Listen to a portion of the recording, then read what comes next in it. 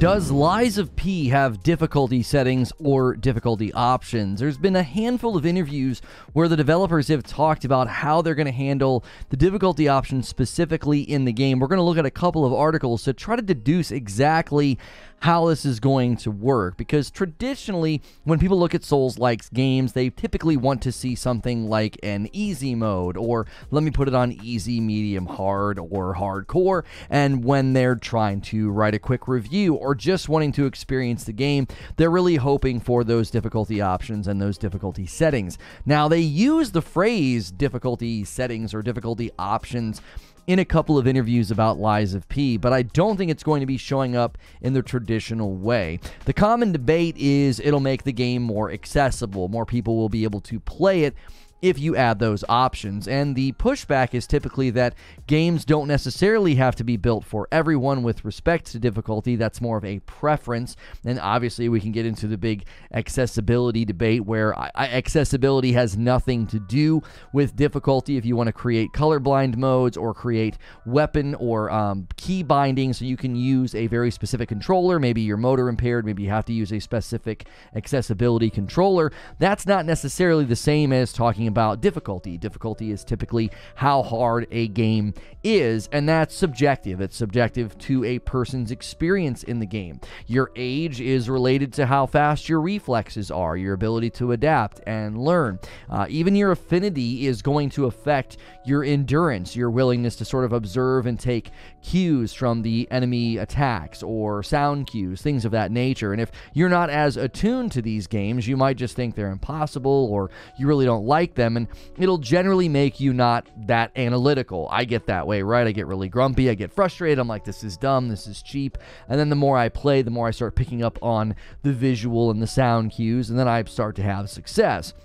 And when someone wants easy mode or difficulty settings put into a Souls-like game, it's commonly because this really isn't their genre of game, but they really want to play the game because it looks cool. And Lies of P certainly looks cool. The art style is really, really neat. The premise is pretty nice, very much inspired by Bloodborne. They say it's more inspired by Souls games, but it's sort of hard to deny that the art style and the setting is more reminiscent to things that we've seen in Bloodborne with the streets and the buildings and things of that nature. And I'm not even super familiar with Bloodborne, but when I look at the gameplay side by side, it's hard not to see those similarities. And while we're all waiting for the Bloodborne remake or Bloodborne 2, you might have to settle for Lies of P. And a GameSpot article really brought this to my attention, and I thought I probably should do a video on this to try to figure out exactly what they mean, because they were combing over a video and some commentary that used some language that I thought, wait,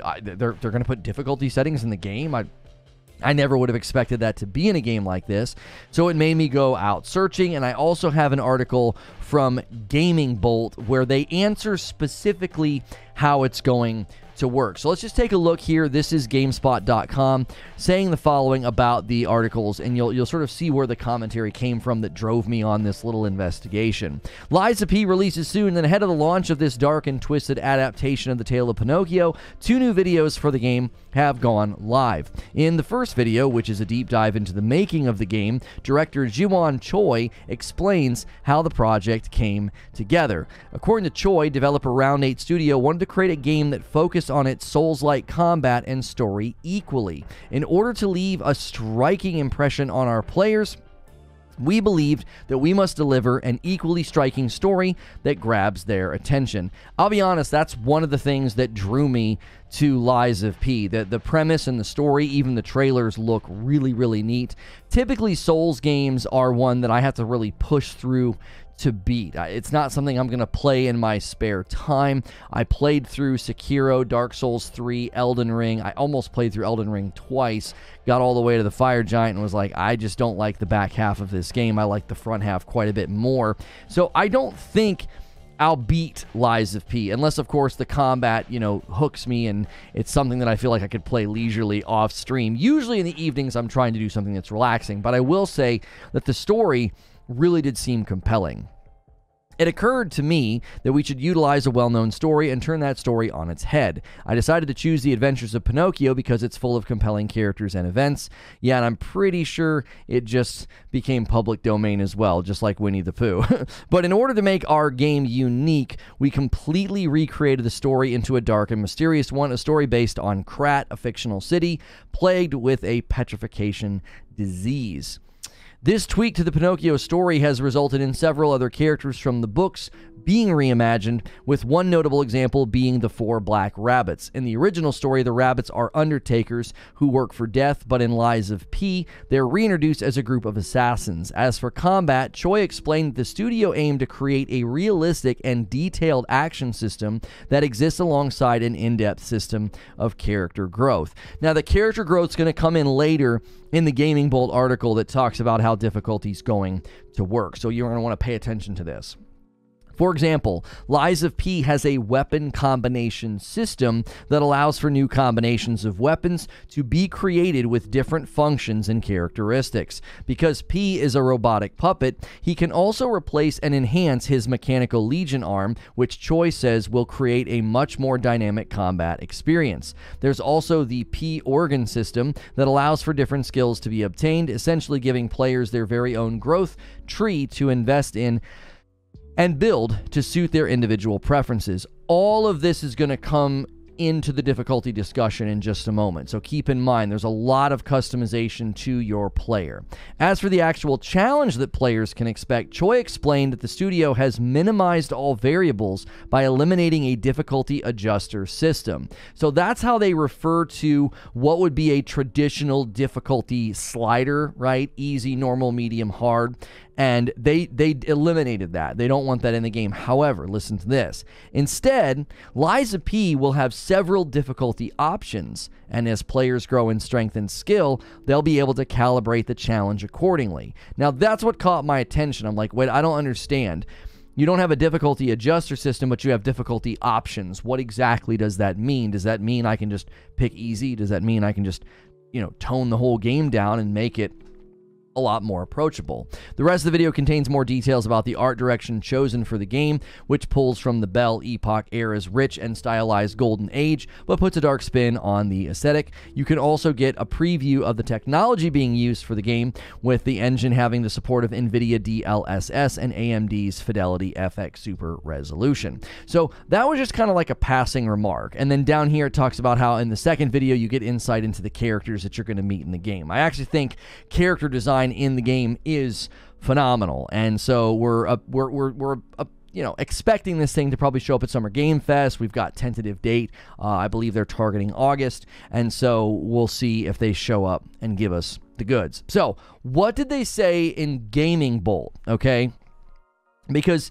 this is where they're asked rather pointedly, do you have difficulty options? Now, you'll notice the question is, will the game have difficulty options? And if we come back here, what's actually interesting is it says here the game will have several difficulty options, just not a difficulty adjuster system. Now, keep in mind, this phrase is being used by the author of this article as opposed to the people, in the video. So when they get asked this question by Gaming Bolt, how are you approaching difficulty? They say, first, I want to talk about how we define the essence of Souls-like. Souls-like is a genre that requires strong judgment from every player.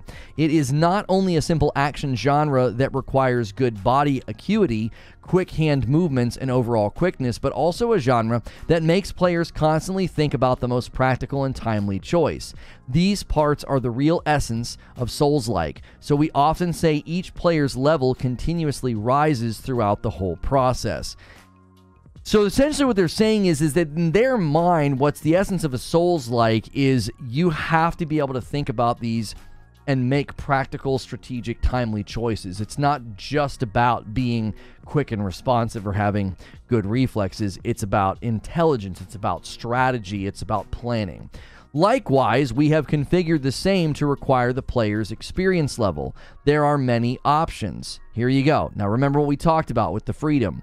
From combining weapons and strengthening the left arm to how to level up, these choices determine each player's combat tendency, and getting the right strategy should be a game's difficulty setting. So do you see how they're viewing this? It's essentially a dynamic thing that is in response to how you build, how you play, your tendency, right? If you have a tendency to play in a certain way and you've made choices to help determine that, strengthening certain things, that's going to be the game's difficulty setting. You're essentially setting it yourself.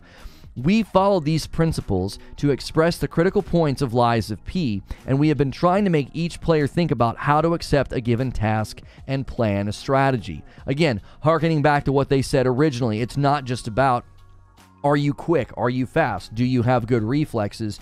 Can you strategize? Can you look at a given task and come up with a plan?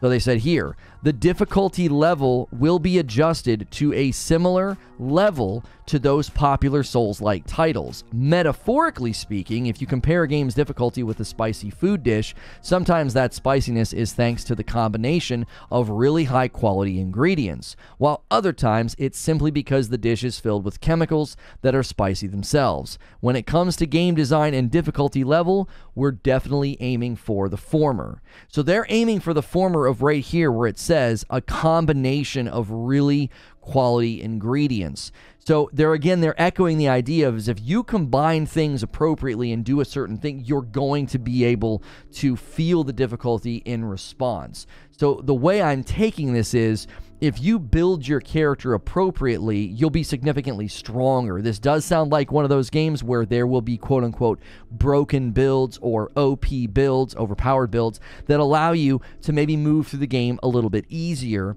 And then obviously people that want to play and have things cranked up in difficulty, they'll be able to do that as well. They'll be able to say, hey, I'm not going to do that. I'm going to turn all those things off. Kind of like when I was doing a no summons run in Elden Ring, it's up to me. And you can go summon in Elden Ring and it significantly changes the experience of the game. They conclude, their answer to the question concludes by saying, in a word, Lies of P won't be using the game difficulty option. So again, very interesting the way these words are being used. I think what they're trying to drive home is this isn't just some brutally hard game where you either figure out how to react to the boss and win, and that's it. They're saying, no, you can strategize, you can build, you can customize your character, and that's where the difficulty setting lies. There is no traditional difficulty option, there is no ability to turn on easy mode. However, it's up to the player to determine just how hard this game will be, and I like their philosophy. It sounds actually pretty creative. I think, very interested to see just how the Souls community will respond to this. We know we've seen people do the no-hit runs, the naked runs, the level 1 runs in Elden Ring. They love to do this in Dark Souls as well. Will there be an equivalency to that in Lies of P? Will you be able to essentially go through the game on ultra hard mode, and conversely, will you be able to then go through the game on what's considered quote-unquote easy mode? Many people sort of looked at the summoning in Elden Ring and said, listen, that's sort of a dynamic difficulty bar. If you really choose the right summons and you lean into it properly, it makes the game significantly easier. I remember I got pretty far in the game, and I think I used Tiche, I believe is the name of the summon that I liked to use. And there were fights where I didn't even have to do anything. I just got to kind of sit back and watch the fight progress for me. And I typically did that in response to the fight not going my way or getting irritated. And I really wish I wouldn't have done that. I wish I would have sort of committed to winning some of those late game fights just basically on raw skill alone. When I played the second time around with guard counter and square off and no summons and really focused on staggering and breaking posture bars, I had a lot more fun with the game. And it seems like Lies of P is going to open up that range of difficulty and those options as well. You could build your way to probably a pretty easy playthrough, or refuse to do all that and have a really hard time. So no difficulty options in Lies of P, but there are options of difficulty, might be a better way to say it. As always, if you enjoyed this video, hit the like button. Maybe stick around if I'm doing a debrief with my members. Hit subscribe as well, and I'll see you in the next video.